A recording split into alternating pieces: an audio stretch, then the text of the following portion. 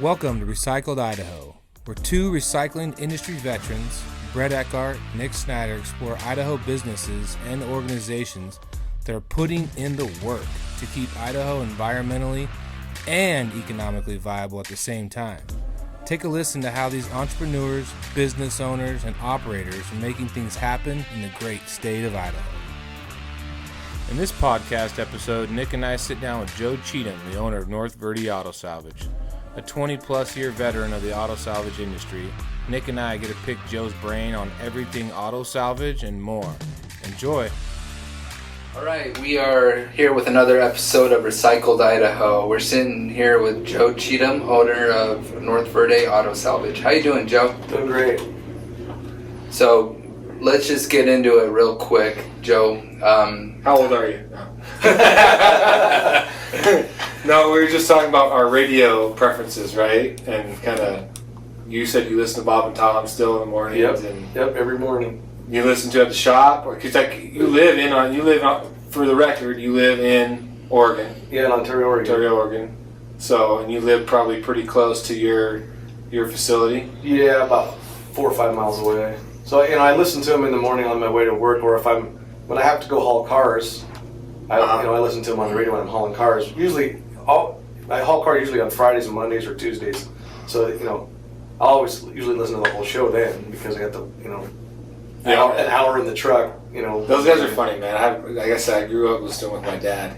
Sitting in this setup, I'm like, this is how it is, when they're doing that radio. Yeah, sit around and shoot the shit and have fun. Like, that's what it's supposed to be, So you're in Oregon, but you do a fair amount of business in Idaho too. Yeah, the majority of our business is in Idaho because we're right here. Right on the border. I can throw a rock almost and hit Idaho. Yeah. We're sitting right on I-84. So give us a little bit of background about North Verde Auto Salvage. Tell us kind of like how it started, who started it, and you and I have a lot in common, as with a lot of people that we do this podcast with, just because they're family businesses. So let's just kind of give us the background on. Yeah, North so Verde. my dad, when he was in his late 20s, early 30s, bought a company called Art Service, and they had tow trucks, and it was a body shop, and they had ambulances even back then. And it was a lube rack. Anyway, he bought it. The thing was kind of struggling, and found an opportunity to buy it. My dad didn't know anything about tow trucks at the time, or ambulances or any of that stuff, but he could see a profit margin in these things, and he went out and started doing it. And so what year was that? 1968. 1968. Okay. So yeah, he started, and he. You didn't have to be an EMT back then to run ambulances. And he went and had basic training in him, and then he got my uncle, which is his younger brother, to help him, and then got my grandfather, brought him here from Baker City, because that's where my dad was raised, in Baker City, Oregon. And brought him up to help him, and then he had a few people that he hired, and they did. I remember when I was a little kid, they had two of those old dial-up telephones. One was red, one was black, one was ambulance calls, one was tow calls. My dad would have to go out on those calls, and he got tired of doing both. So in 1976, he sold the ambulance service. He kept the tow trucks in the body shop, and the tow trucks, they're in a 1 acre area there. Back then, there was no money in scrap. There still isn't. Just so you know, that's the same true today. They had to look for places to get rid of those Hulk vehicles. Mm-hmm.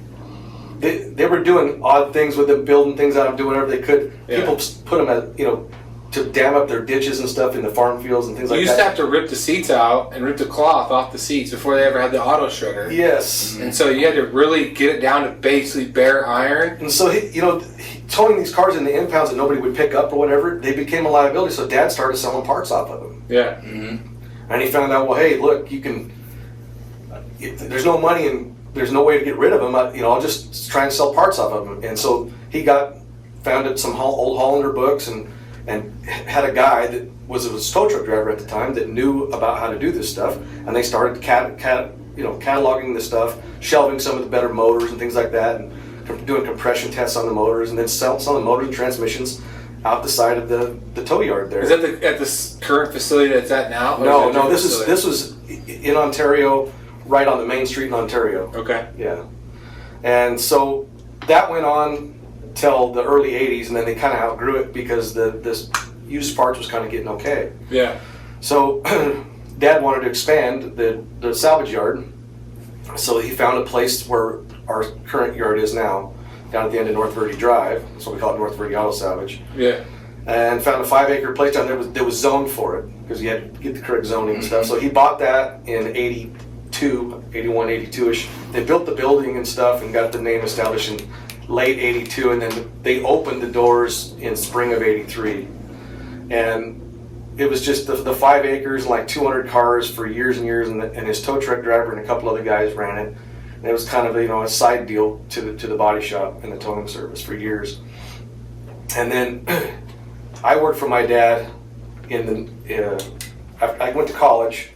I graduated in 88, went to college, came back in 92, started working for my dad, painting cars at the body shop, doing estimates, and then I started doing, my dad's sister, who was the bookkeeper, she got ill with cancer, and anyway, he asked me to start doing the books, so I started doing the books for that and North Verde. And then he got to the point where he was in his mid-60s, looking at retirement, and he's like, well,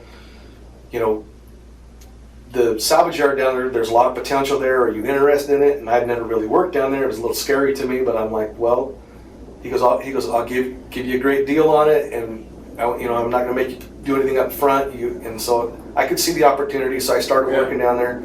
And because you at least got to do the books for both, and right? Like, okay, which one can I make pencil? And in the body shop, there was a lot of employees. There were some really good employees that had been there for years, that we were going to give them an interest in the business, or sell them an interest in the business as well, and which wasn't a bad thing. Yeah. But I could see that if I could took the salvage yard, I could have all my own business all to myself. Yeah, that makes sense. Yeah. So it was one of those things. So I'm like, anyway, it was scary, but I did it, and then ended up hiring some very good people. The people I hired were the key to everything. Yeah. So the people that had been down there before were stuck in their old ways, this and that, and I came over here to Idaho and went to toured some of the yards over here, and some of these guys took me under their wing. Some of these yards that have been here for a long time. Yeah, they were really good to me, and kind of showed me the ropes. And I started watching, how the more successful yards, how they did things. And I would come over and deliver parts to them,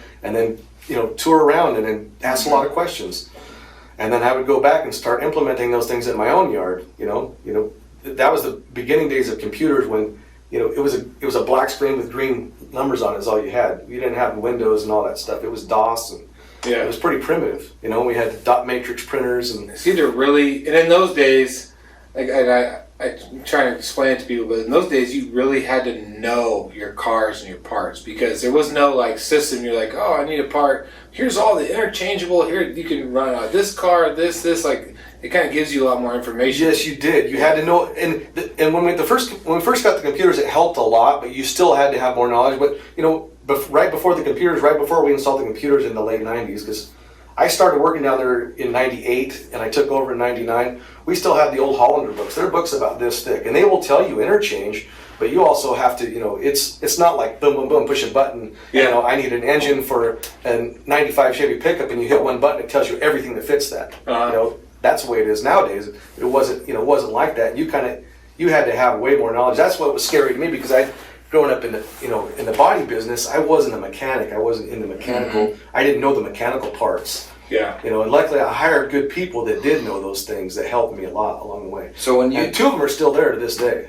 Oh wow, So when you took over, you put in some new protocol, some new systems, and you got your own people in. Yes, I basically eliminated everybody that was there before. Just to so I didn't eliminate them all at once, but I tried to work with ones that I thought would work out, and they didn't want to do it your. They didn't want to do it your way. They didn't want to do it my way. They didn't want to get up at the times. It was they didn't want to use the computers. They didn't want to inventory the cars and put them in the computers. Mm-hmm. They still wanted to run it the way it was before. Well, at some point, like every business, you have to make the decision. Are you just happy with the status quo, the way it sits today? I don't want to grow. I'm just happy. I've hit my max potential. The guys I have are good. But when you bring in my dad and my dad fought this with his dad, right? And I had the same conversation with my dad. Once you hit a certain point, and like your dad is ready to retire, and this is the guys I've set up, like this is the way it is.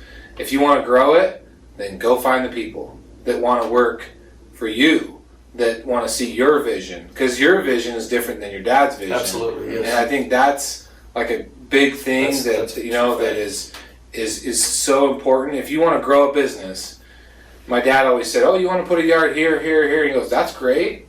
Where are you going to get the people?" And I said, "I'll find them. Like that's my job. That's something my dad said too. Yeah, that's the same thing to me. Yeah, like good luck. Good luck finding the people." I'm like, I mean, I'll take all the luck I can get when I need it, but in general, like that's how you build a business. And the other thing that you mentioned too, and that I don't want to pass over, is when you said that you didn't know a ton about the auto salvage business, but you could see the potential in it. You were able to go find people that were already successful, and they taught you. They had no real horse in the race. There's no why would I want to teach basically a someday that could be a competitor, right? Mm-hmm. But only because they were successful. They had enough humility and enough pride in what they did, how they did it, that they were willing to teach. It was amazing. You, right? It was amazing. And I appreciate those guys to this day. And because you and I had that conversation before, like I've got a kind of special place in my heart for this guy or this guy or this guy. And one of the things I really want people to know is if you've had any level of success, whether you're an athlete or a business owner or a whatever, if you just take the time and you see somebody that are hungry and they want to build and they want to do something, like you'll get just as much reward out of that as the next guy. Mm-hmm. Like as you will building up some monstrous machine that prints money, you'll get a lot of reward out of helping somebody else that you can see the desire that wants to be successful. Yes. Like go and help them. Like there's a lot to be said for that, and I mean, you're a true product of it. Yes, well, and building a relationship with people, just like the relationship I built with you guys. Building a relationship with those other yards, that only helped me in the future forever and ever. We traded parts with each other. They were my greatest ally. They were only 40 miles away. You would think they would be fierce competitors with us, but no, we were allies in the same industry. Mm-hmm. Yeah. And then when you guys first come over, first time that I dealt with United Metal, and I felt like, oh my God, here's some guys that I can trust. Because in this industry, when I was young, starting out back then, I didn't know who I couldn't trust, and I felt that trust with you guys the very first time, and I'm like, this is people I have to build a relationship with and maintain it, and I have since then. Yeah. And it's 20 years later. I know. Mm-hmm. Well, you asked me earlier, how's Greg Brown, right? Yeah. Like Greg Brown was probably one of those guys. He's not the guy that started that relationship. He was one of those guys. Your dad, owns this great big company, and I'm this little tiny salvage yard in Ontario. Went out of his way to come and meet me and visit me way back when. Yeah. I mean, you had to have been in 99, high school. I was a senior in high school. Yeah. Yep. Yeah. So and I remember your dad coming over there and he goes, "Take me for a tour," and we walked around the whole yard and went out there, and he said, "You're doing a great job, Joe." And I'm like, wow, it really meant a lot to me, Mm-hmm. But building those relationships with people is so important. And being willing to ask questions. That's what you said. You said, I asked a lot of questions. I asked a lot of questions. Because you'd be shocked what people will share with you. Successful people in general, like Brett was saying, like they're going to help other people that are hungry and just want to work. That's so sure. If you ask the question 9 out of 10 times, they'll probably give you the answer, and I think a lot of people are too afraid to ask. People that are proud of their business, Mm-hmm. like to talk about themselves and like to talk about their business. So that's why I'm here, right? Oh yeah. I don't mind talking about myself and my business. I'm pretty proud of what I've accomplished. What you've built over the years. What I built over the years, And so that's the way they were, and they could see that I looked up to them, and they were like, I go, well, how do I do this and how do I do that? Hey, come on back here, and then he'd introduce me to their inventory guy. Oh, I didn't know how to inventory cars correctly, and they go, well, look, this guy will show you. This is what we use for this. This is how we rack the engines. And this is how you plug them. And this is how you do this. And I mean, there was all details I didn't know. And I'm going, hey, I need to find out everything there is about this industry. And one thing I always appreciate about when we go, whenever I've been to North Verde, and I've been to a lot of auto salvages, and is how tight of a ship you run. It's clean. It's organized. There's no bullshit. Like it's the real deal. And I think that's one of the reasons why you've been as successful as you've had is because you've put money back into your business. You make money, you put it right back into your business. You can tell just by the way it's set up. You got to take care of what takes care of you, You right? take care of, you said you had guys that you hired in 99, 98, whatever that year was. Mm-hmm. They're still there. So you've taken care of your guys. And that, you can see that. As a business owner, I appreciate that. when I walk into a facility, I can shows. see that. Like I said, especially when you walk into businesses that you've been around that industry a lot, you can tell when somebody takes pride in what they do and how they go about their business. So I've always liked that about your business, about North Verde. I've always appreciated that. I appreciate that too. It's good to hear. It's good to hear that other people recognize it. The most fascinating thing to me about the auto salvage business, and I've always wanted to figure out a way that the scrap community could do it, but in auto salvage, you were talking about the Hollander system and how you interconnect with other auto salvages, right? So we're all a big family, basically. Yeah, you're selling parts of your competitors, so you're competing with them to buy at salvage at an auction. Mm-hmm. And then you're putting those cars into an inventory system, and then you're basically letting your competitors sell those parts that you. Yeah, there's a car that a guy, a salvage yard over here in Caldwell, him and I bidding on the same car on Thursday. Well, he ends up with the car, and on Tuesday I ended up buying the engine out of it and selling it to one of my customers here, in Ontario. Yeah. Dude, it's crazy. It's the most unique industry. It is. The thing is you can't ever have enough vehicles to have all the parts you need, because there's so many different.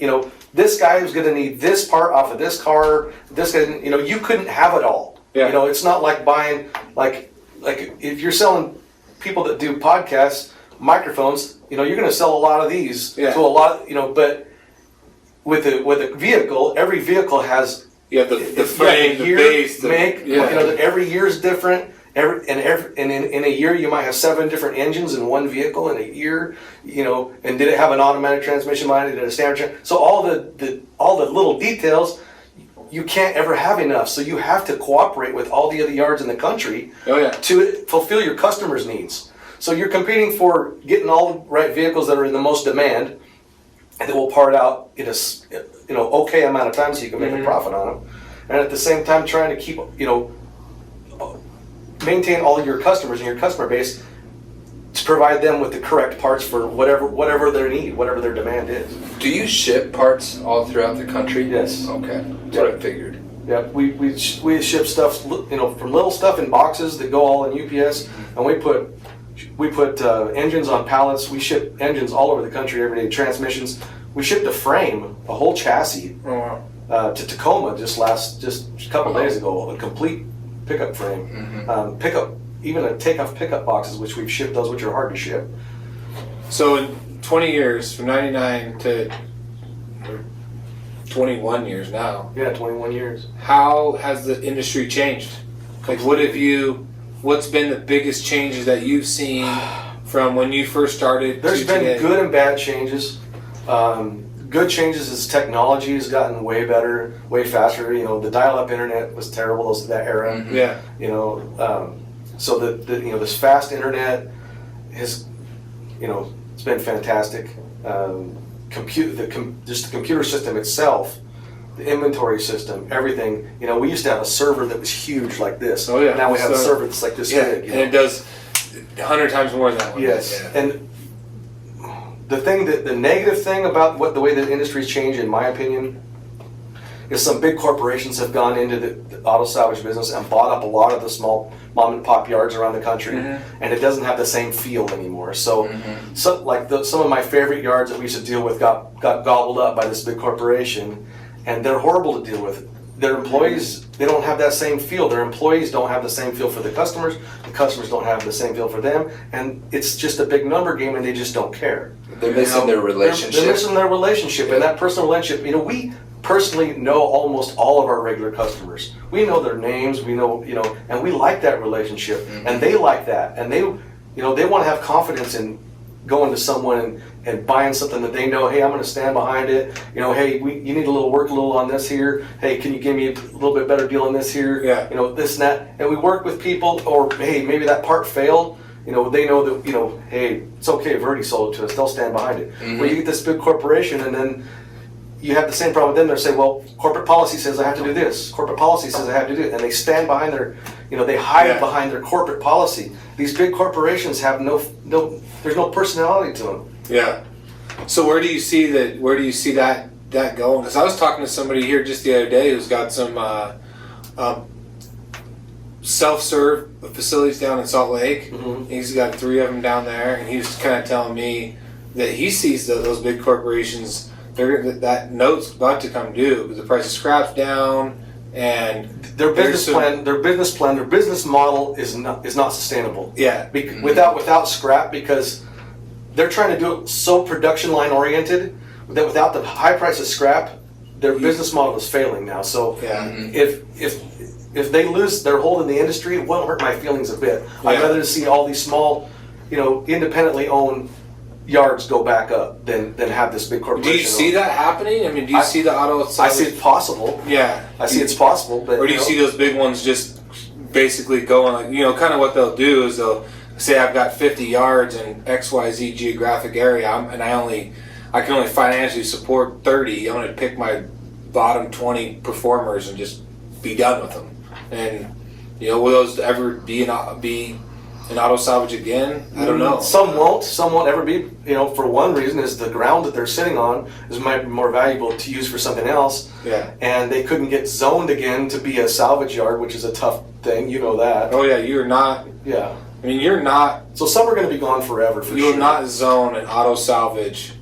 I don't care where you are. I mean, I've went through the zoning process a few times in my day, and the first question they asked me is, "Is this going to be auto salvage?" I'm like, "No, good, because you'll never get zoned for it." And I've done it in a lot of counties and a lot of cities. Well, and they're like, no. You think about Canyon County, how many there was on the Caldwell Boulevard for years and years that got zoned in the 50s, 60s, and 70s. That once those are not salvage yards anymore, they'll never get zoned again. Oh yeah, in my opinion, I don't think. No, you're right. 100%. That land is worth more as a commercial, as another retail Walmart or something, or gas station, or Fast Eddie's or whatever. So I think one of the big things, obviously, this podcast is Recycled Idaho, so we always like to touch on the recycling aspect of people's businesses. So I think kind of one of the things that gets overlooked in the auto salvage business is how much recycling is actually going on. We are auto recyclers. It's a full blown. I mean, we are from auto the recyclers. fluids to the. I mean, you name it. I mean, just give us a little bit of background on you from your standpoint of everything that is recycled in an auto salvage. So the vehicles, any part that's sellable, that's still in good usable condition, we try and sell as a usable part to put on someone's vehicle to keep another vehicle on the road. Whatever's left on that vehicle, whether it's the hulk of the vehicle, which is just the scrap metal, you guys smash that, shred it, recycle that. All the fluids, so if there's fuel in the vehicles, I give all the extra fuel to the employees and put them in the vehicles that we run around the yard. So that gets recycled. All of the oil, we have a waste oil furnace, so we burn to heat the shop. Yeah. So we heat the shop with the waste oil. Antifreeze recycled. Oh, antifreeze. We put all the antifreeze goes into a barrel, and people come buy it in bulk. Yeah. Which they're buying that from you. That's a commodity. It's a commodity. Yes, they buy the antifreeze.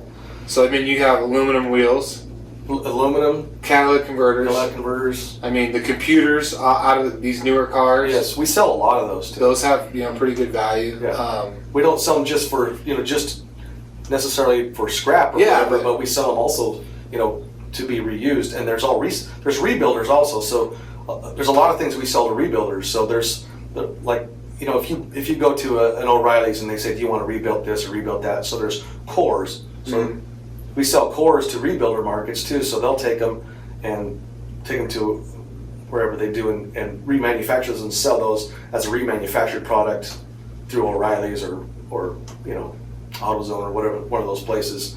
So we also are supplying all those auto salvage yards are supplying all those cores. Oh yeah. They have steering gears. We do core steering gears. Alternators, starters, there's core market, and the core market's odd too. It goes up and down. Yeah, that's probably been the biggest thing that I've noticed in the auto salvage industry as a whole, from the recycling standpoint, is how the actual catalytic converters now can swing the price of the salvage so much. That is true. That can drive, the price up and down, regardless of the parts, depending on the year of the car and whatever else, just because of the way that market is run so hard. And I anticipate that playing its course too. In my opinion. That fluctuation is always there in the lower end salvage vehicles. So like if you're buying the cheaper vehicles that you plan on, I'm going to sell a few parts off of this, but I'm buying this for the scrap value in the Catalytic converter. That sways that price. On the higher end stuff where you're going, hey man, these Duramax's motors are blowing up right now. They're in high demand. I need to buy these late model Chevy pickups or these 5.9s or whatever. Those whatever your market demands, that your customer demands. base, You're right? paying a lot more for that salvage, but you're not taking into account so much the end scrap value because you're going to be holding on to that vehicle for a significant amount of time. Yeah. So whatever the scrap value is at that time has nothing to do with the scrap value down the road, because those rigs, you pay a lot of money for them. You're hoping you get your money back out of, say, the main component that you're buying it for, the transmission. So if there's a transmission failure out there on this year model vehicle, you're trying to buy those for those to replace those transmissions for people, same with motors on certain cars. And then the rest of the vehicle may be slower to part out because it's later model and it takes longer for that stuff to sell off of it. And the end part of the scrap at the end is going to be a long time down the road. It's those end of the life vehicles that people have used up that are coming in every day that are less money. You have to be on top of the scrap values. Oh yeah, for those. When you start seeing trends and like the transmission go out on a certain thing and you start to see it early, do you kind of then go out there and go? Is that what you're doing? Is you go and buy all those so you can get ahead of it? Yes. Yeah. So it's what you in some instances we definitely do. Do you ever hear from like maybe a different part of like the country or anything like that of where it's coming from? Yeah, there's been first? certain vehicles, where there was maybe sold more of this vehicle that had, because there used to be like Ford. It was like Ford Focuses had the single overhead cam motors that were failures, and we started seeing we had a couple of them, and so we got a call from, I don't remember, it was in Utah or it may even been further away than that. They're like, yeah, we can't keep enough of these, and I'm like, so then I started, whenever they came up at the auction, I'm like, I want to buy them if it has that motor in it, but if they had the dual overhead cam motor in it, they'd sit on the shelf forever. You never could sell them. Yeah. So there's always some, you try and find out, hey, this car's going to make me money. I see this one, and this car, well, I know I'll never sell the motor out of that thing, so it's just going to sit on the shelf forever. So yeah, you're always looking at that. The other thing too is we learned because of that what cars are good and what cars are bad. Like I have my niece or whatever called her. She goes, hey, what kind of car should I buy? What's reliable? We know what's reliable, what's not reliable, because we see, okay, there's like 7 of these engines sitting on the shelf that have been there for how long? Yeah. Which means the other ones are running. That's got a reliable. That's Uh-huh. got a very reliable engine. Oh, and the transmissions are good too. The only thing we're selling off these cars is the mirrors and some people are wrecking them. People are wrecking them. The taillights, the headlights, stuff like that. But we're not selling the mechanical components. Those are well-built cars. They were well-made. The mechanical stuff was well-made. Well, they're reliable. So we find out how reliable a vehicle is. The knowledge that the auto salvage guys have is awesome, because I have an '02 Honda Civic, and my ignition was like sticking a little bit. I called the Jake at B&K Auto Salvage. I said, hey man, I got my '02 Honda. He knew right away. He's like, it's ignition. It's a common problem. Yeah, like he just we knew. get calls on it every He day. didn't. It took him less than 10 seconds. So I got a question for you, to kind of end it. But so in '09, I think they did that cash for clunkers deal, right? And I know it affected everybody in a different way. I was reading an article here the other day, and they were talking about how to get the auto industry fired back up again and going. They're like, oh, this cash for clunkers deal was such a great success for these auto manufacturers and this and that. And there was, I don't remember which politician was kind of pushing for something similar, like, hey, we should look at this again. That cash for clunkers deal for the auto salvage industry, was it a good thing? Was it a bad thing? Was it something you guys would like to see again, or no? Just I'd love more to out see of it again. curiosity. I'd love to see it again. It was great for us because we could buy this salvage. There was kind of like a set price on it. We could buy it. There was an abundance of it, and we could buy it cheaper than we had been able to buy it previously. Yeah. The drawback to it, if they ever have it come back, don't make us blow up the motors. They made us. We had to blow the motors up. We couldn't resell the motors. Well, why not? Not every car that had that motor in it was a clunker. Yeah. Mm-hmm. So they're turning a good sellable part into scrap metal. Mm-hmm. So they made us put stuff in the motors and destroy the motors, and we're like, and the transmissions, and then crush the cars over a certain amount of time.